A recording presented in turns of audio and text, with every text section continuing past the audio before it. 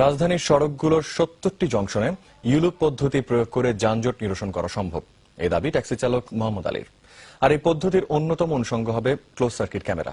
তার মতে এতে সিগন্যাল বাতি আর ট্রাফিক পুলিশের উপর নির্ভরশীলতা কমবে অনেকটাই। বিশেষজ্ঞরাও সিদ্ধান্ত নিয়েছেন মিরপুর, উত্তরা আর কাঁচপুর এলাকায় যানজট কমাতে ইউলুপ বাস্তবায়নের, যা সমর্থন করেছেন খোদ প্রধানমন্ত্রী। মোহাম্মদ আলীর পরিকল্পনা আর বিশেষজ্ঞ প্রস্তাবনা নিয়ে মাহাতির ফারুকীর ধারাবাহিক রিপোর্টের দ্বিতীয় পর্ব। এখানে আসলো 4000, এখানে 4000, এখানে 4000, 12000 যদি আসে তাহলে আসলে যেতে পারতেছে হলো গিয়ে 4000, 2/3 নাই কারণ বসে থাকে। কিন্তু এখানে যদি আমি একটা ডিভাইডার দিয়ে দেই, এই একটা ব্রিজের নিচে ইউলুপ, এখানে একটা ইউলুপ নেই, 12000 আসবে, 12000ই যেতে পারবে।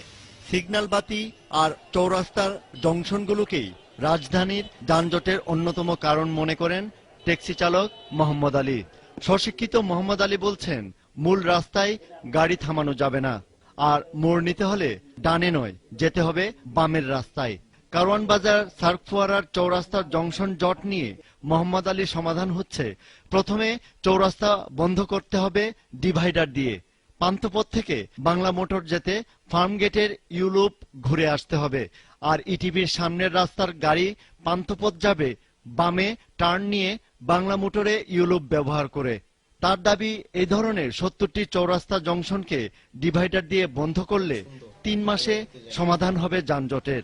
আমার প্ল্যানের কাজ করলে ঠিক আছে, প্রাথমিকভাবে 3 মাসে যানজট চলে যাবে।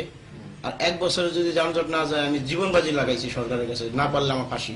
যদি আমি মনে করেন আকাশটাও রাস্তা বানিয়ে দিই, সিস্টেম যদি না করে দিই, ওইখানেও যানজট লাগাবে। আর যদি আমি সিস্টেম করে রাস্তা, এই যে রাস্তা আছে এটা ছোট করে দিই, যানজট থাকবে না। মোহাম্মদ আলীর পরিকল্পনা ও ইচ্ছাকে আমলে নিয়ে বুয়েটের বিশেষজ্ঞ ইতিমধ্যে মিরপুর, উত্তরা আর কাঁচপুর চট্টগ্রাম সড়কের যানজট নিরসনে ইউলুপ পদ্ধতির মাধ্যমে সমাধান খুঁজে নিয়েছেন। আমি গভর্নমেন্টকে যেটা দিছি, এই যে দেখেন, এটা হলো কাঁচপুর ব্রিজ, বুঝতেই পারছেন, চিটাগং চলে গেল, এইটা হলো গিয়ে নরসিংদী। আমি বলবো এটা যদি বিদেশ থেকে কেউ সেফটি অডিট করতে আসে না, ইঞ্জিনিয়ারদের চাকরি যাওয়ার কথা। তো দুইটা হাইয়েস্ট স্ট্যান্ডার্ড রোড একসাথে মাটিতে মিট করবে, এটা গ্রামাটিক্যালি ফল্ট। কি করতে হবে? গ্রেড সেপারেশন করতে হবে। একজন যেতে চায় ঢাকার থেকে চিটাগং এর দিকে, আরেকজন সিলেটের দিকে। সিলেট থেকে ঢাকার দিকে রাইট টার্ন নিতে চায়, একজন চিটাগং এর দিকে যেতে চায়। চিটাগং থেকে সিলেটের দিকে যেতে চায়, আর একটা ঢাকার দিকে। এখন ঝামেলা করতেছে কে জানেন? এই দুইটা রাইট টার্ন। ওই ক্যাব ড্রাইভারের কথায় এই দুইটা রাইট টার্ন যদি না থাকতো, আমি মাঝখানে যদি ডিভাইডার দিয়ে দিই, মনে করেন রাইট টার্ন নাই, দেখেন দিকে কেউ কাউকে বাধা দিচ্ছে কিনা। সো এখানে যদি কন্টিনিউয়াস ডিভাইডার দেন, তাহলে বলবেন যে রাইট টার্নটা নিবে কোথায় রে ভাই? এই রাইট টার্নটা কিভাবে নিবে? এই ব্রিজের নিচ দিক দিয়ে। ওই যে বলছিলাম না, আমিন বাজারের ব্রিজের নিচ দিক দিয়ে ও সুন্দর একটা দেখাইছে, আমি তখনই তাজ্জব বনে গেছি, এই লোকটার ভিতরে কিভাবে আসলো এই চিন্তাধারা। এটা তো ইঞ্জিনিয়ারদের ভিতরে আসা উচিত। তো এই মাথায় যে এদিকে রাইট টার্ন নিতে যাচ্ছিল, তাকে আমি এমনি ঘুরাই নিয়ে এসে লেফট করে দিলাম, হয়ে গেল। এইবার গেল তো ঢাকার দিকে, কোনো সিগন্যাল নাই, কোনো পুলিশ নাই, কোনো যানজট নাই। এই দিস ইজ কল ইউলুপ, যেটা মোহাম্মদ আলী নিয়ে আসছিল। এই সেই মোহাম্মদ আলী, গিফটেড বয়।